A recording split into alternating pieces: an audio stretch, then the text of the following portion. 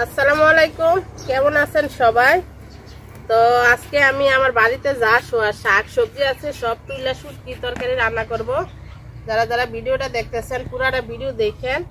তো এই ডাটাগুলা অনেক আগে মানে বিসিল বানিয়েছিল, তো এতদিন ওঠে নাই, বড় হয় নাই, তো এটি হঠাৎ করে বড় হয়েছে।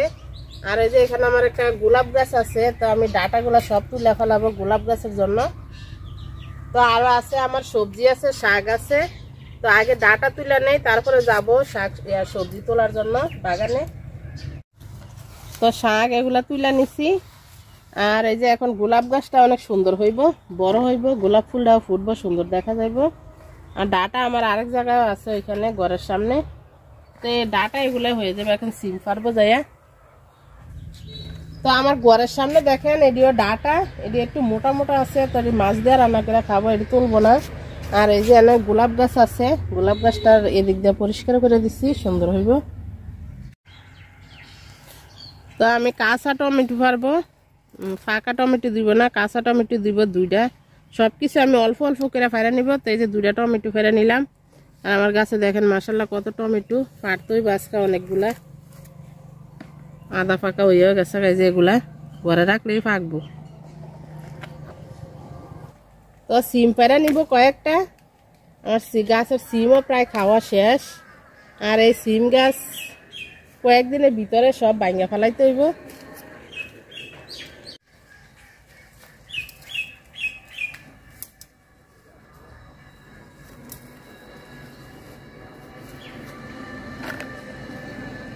এই যে সিম পারে নিচ্ছে, এই কটা আর পারবো না, কারণ আমি অনেক সবজি মিলাই দিব।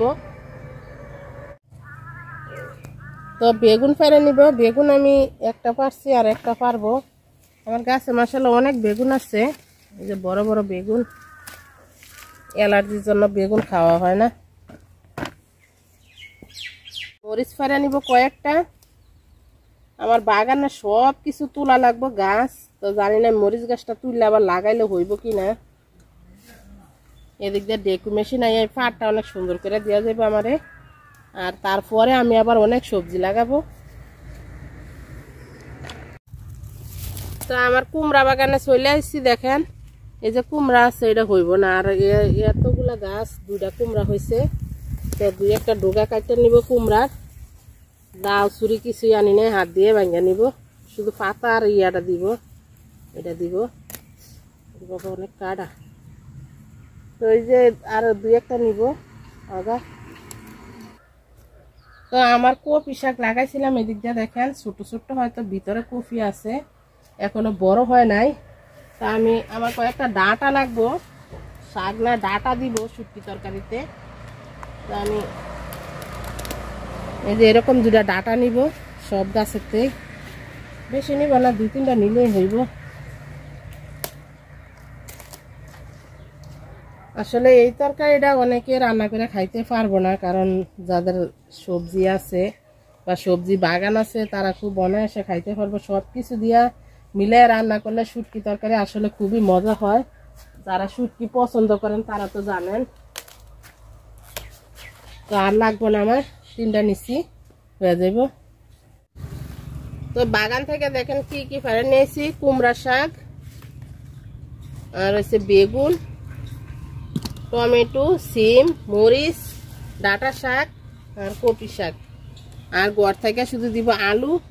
আর আমি এই শুটকিটা দিয়ে রান্না করব। আমি বেশিরভাগ এই শুটকিটা দিই, এটাতে কাটা কম থাকে, কাটা নাই এটাতে। তো সব সবজি কাটটা নেই। তো ডাঁটাগুলো আমি কুটটা নিব, শাকও দিয়ে দিব, শাক আমি ফালাবো না। তো এখানে যত কিছু আনছি কুমড়া শাক, শাক সহ দিব, কারণ শাকটা সহ দিলে তরকারিটা নরম হইব, সুন্দর দেখা যাইব। তো ডাঁটা দিয়ে এরকমভাবে বেগুন টেগুন দিয়ে শুটকি দিয়ে রান্না করে খাইয়া দেখেন, অনেক মজা হয়। তো শাক সবজি সব কাটটা নিছি, আমি আলু কাটটা নিব এখন।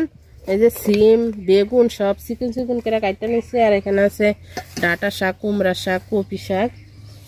তো আমি এই যে শুটকিটা এরকমভাবে চিকন চিকন করে কাটটা নিছি, এই যে শুটকিটা। তো সব কিছু ধুইয়া নিয়ে তারপরে রান্না বসাই দিব। শাক সবজি দেখেন সব আমি ধুইয়া পরিষ্কার করে রেখে দিছি। আমি রসুন পেঁয়াজ আর কাঁচামরিচ নিয়ে নিছি। তেরিটা হালকা বাটা দিব, মানে হালকা চেঁচা দিয়ে নিব, পুরোপুরি বাটবো না শুটকি তরকারিতে দেওয়ার জন্য।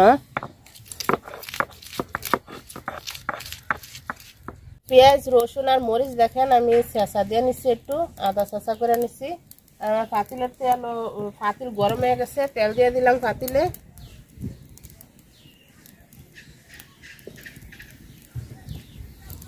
তো তেল গরম হয়ে গেছে, চেঁচা আদা রসুন পেঁয়াজ দিয়ে দিলাম।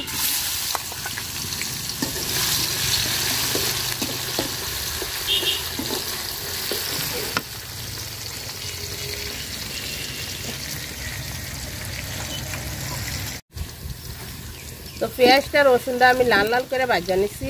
তো শুটকিটাও দিয়ে দিব, শুটকিটাও ভাজা নিব।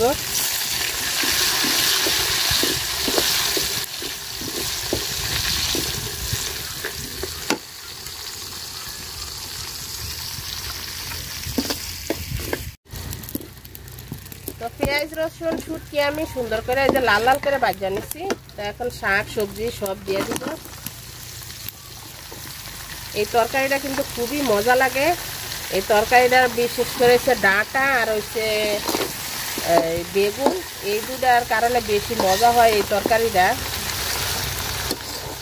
আর চেপা শুটকি দিয়ে রান্নালে বেশি মজা লাগে, কিন্তু আমার কাছে চেপা শুটকি না, এই জন্য আমি এই শুটকি দিয়ে রান্না করতেছি।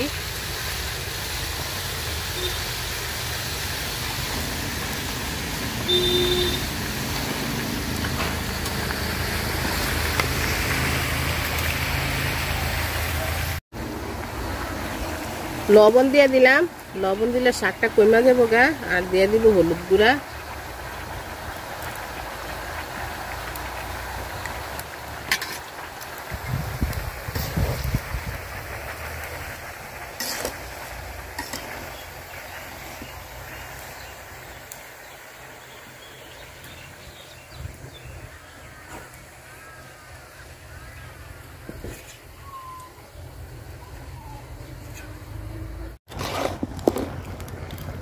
তরকারিটা দেখেন কি সুন্দর মশলা কালার দেখা যাইতেছে।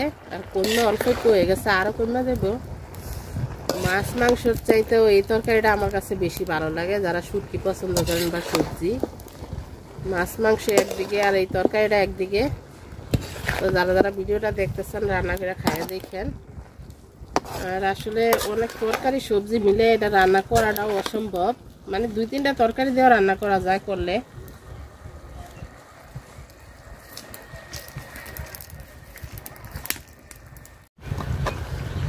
তো তরকারি দেখেন হয়ে গেছে আমার, অনেক সুন্দর সিদ্ধ হয়ে গেছে, তাজা শাক সবজি। তো আমি ধনিয়া পাতা দিয়ে দিব, ধনিয়া পাতা দিয়ে নামাই দিব। বেশি করে ধনিয়া পাতা দিয়ে দিলাম। তো যারা যারা এতক্ষণ ধরে ভিডিওটা দেখছেন সবাইকে অনেক অনেক অনেক ধন্যবাদ। ভিডিওটা ভালো লাগলে লাইক কমেন্ট শেয়ার করেন, আর এরকমভাবে রান্না করে খাইয়েন শাক সবজি থাকলে। আল্লাহ হাফেজ, আসসালামু আলাইকুম।